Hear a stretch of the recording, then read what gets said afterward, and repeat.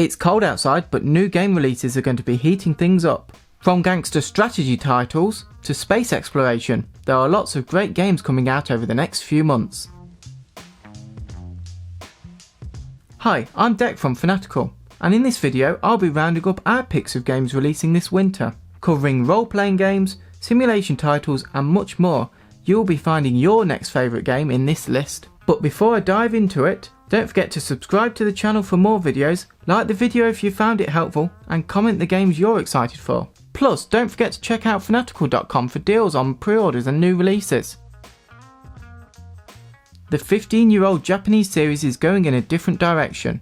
There's a new protagonist, location and even a new genre. Like a Dragon takes the hit action-adventure series and will make it into a role-playing game with strategy combat. However, you will still get the over-the-top action and wacky minigames that you have come to love and expect from the series. Let's take it back a minute though, and talk about the plot before delving into the gameplay.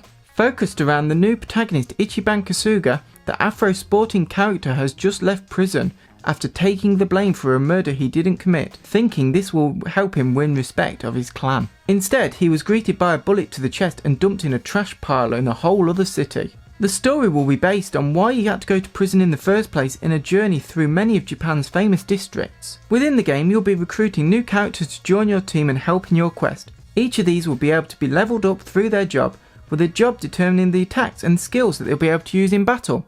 As for the battles, as I've already alluded to, they're now turn-based strategy. Characters will fight in a 3D space with attacks turning into quick-time events. These can attack either one person or multiple, depending on the Kiwami skill that you've spent your mental points on. The environment will also play a part, with battle techniques creating opportunities out of unique situations to help deal major damage to your enemies. The game that not just immerses you in the hot seat as a football manager, but makes you go to bed dreaming about your next transfer window too. Sports Interactive's best-selling franchise is back like clockwork with its next edition and promises revolutionary upgrades in 4 key areas. The first of these is interaction.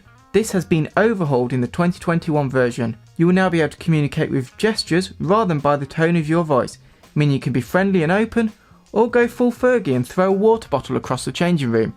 As well, long-time fans can rejoice as press conferences are now more varied.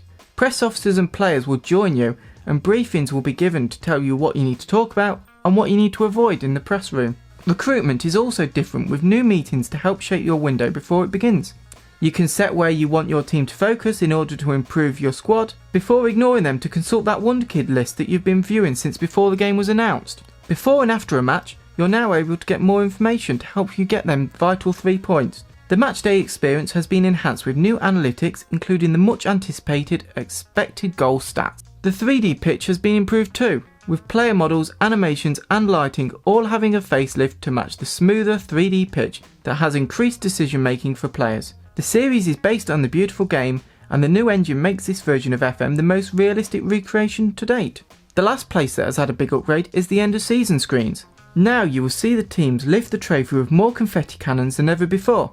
Plus, the media will give pivotal season milestones more attention. Once the season is wrapped up, you'll be able to bask in the glory of your achievements thanks to a new roundup presentation. You can view your biggest win, best team, and start to plan for next season by delving into your finances. Of course, there are thousands of other changes and you can check out our full preview of the game by clicking the link in the description. But for now, that's the final whistle on this section. XCOM is going gangster with its turn-based strategy game. Empire's Sin puts you in the dapper criminal underworld of 1920s Chicago. With randomly generated starting conditions, you will start with a racket and can interact with other bosses. These bosses will react based on their own personalities and can respond to charms, bribes or threats in a unique way. It's not just other mob bosses though. Police officers will need to be bribed or defeated if they're not going to be convinced to turn a blind eye to your illegal activities. As a gang, you'll have to defend and expand your territories from rivals. To do this, you've got to assemble your gang of 16 henchmen. These will have different stats based on health, movement and skills such as marksmanship. The fights will be based on actions costing points, and you will have a top-down view of the combat. In order to succeed, you'll have to recruit the best soldiers, which will mean making sure that your henchmen match your style of play and your boss gives buffs for an extra advantage. All of this is in aid of taking down the enemies. with gory executions as a reward. Within the game, you will choose one of 14 unique bosses based on fictional and real-world gangsters. These will be backed by deadly members that will go to the extremes so that their don can seize power in Chicago's infamous Prohibition era. Every boss will have unique abilities relating to combat, empire, and diplomatic bonuses. Let's take Al Capone for instance. He'll be bearing his legendary Tommy gun, and as an empire bonus, the breweries will produce regular beer at the start of the game. Because you've got to keep your henchmen happy. The way to win the game is by becoming king or queen of the underworld, but how you can do this is up to you. This can be via violence, social interaction, or even notoriety. The World of Assassination trilogy is drawing to a close in January 2021 when IO Interactive bring Agent 47's story to a conclusion. The latest installment in the rebooted Hitman series will introduce a fresh batch of stunning locations to explore, gifting 47 with the chance to seek out his targets and eliminate them in multiple ways, whether that's gruesome or just downright hilarious. The story will take our favourite assassin to the tall buildings of Dubai, Dartmoor in England, and the neon-lit streets of southwest China, with the English countryside particularly interesting as you will act as a detective in a murder mystery. Also debuting in Hitman 3 is a new virtual reality mode. You'll be able to put on your headset in the same levels as the main game to complete assassinations in first person. As you can imagine, it's pretty brutal, and I love it. The legendary strategy series Stronghold is back for a major upgrade to the franchise, as it recreates castle building in East Asia for the first time, taking place in a historical campaign set from 3rd century BC China to the rise of the Mongol Empire. This means that the game is steeped in realistic combat, with the arrival of gunpowder and the fire lance as two weapons you can use to conquer your enemies. Or, if you don't want to tackle the campaign, you can compete in skirmish games or multiplayer battles against your friends. As for the gameplay, the game will debut the ability to recruit, upgrade and command AI lords across the battlefield. Each warlord under your control will have unique perks and upgradable abilities, and you can harness each one of them in combat or by putting them to work in your fortresses.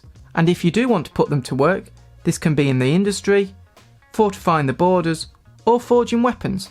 And they're not just alone, they can even team up to form a deadly pincer attack on your enemies. Alongside your warlords, you'll be able to level up, unlocking more powerful castles, better armies, and greater abilities as your empire grows.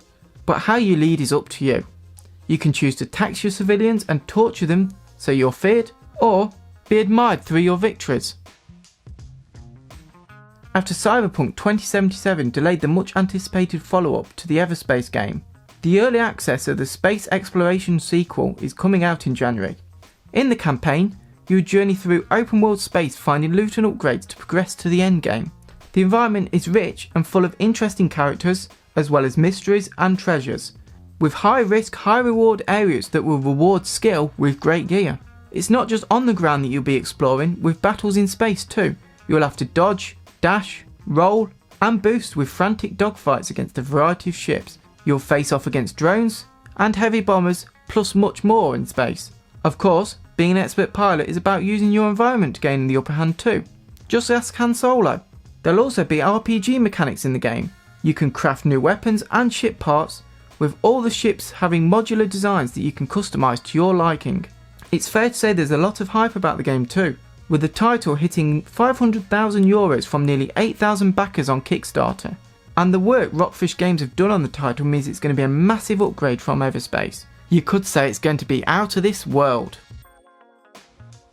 Following on from the critically acclaimed horror game, Little Nightmares 2 continues a dark theme with new villains.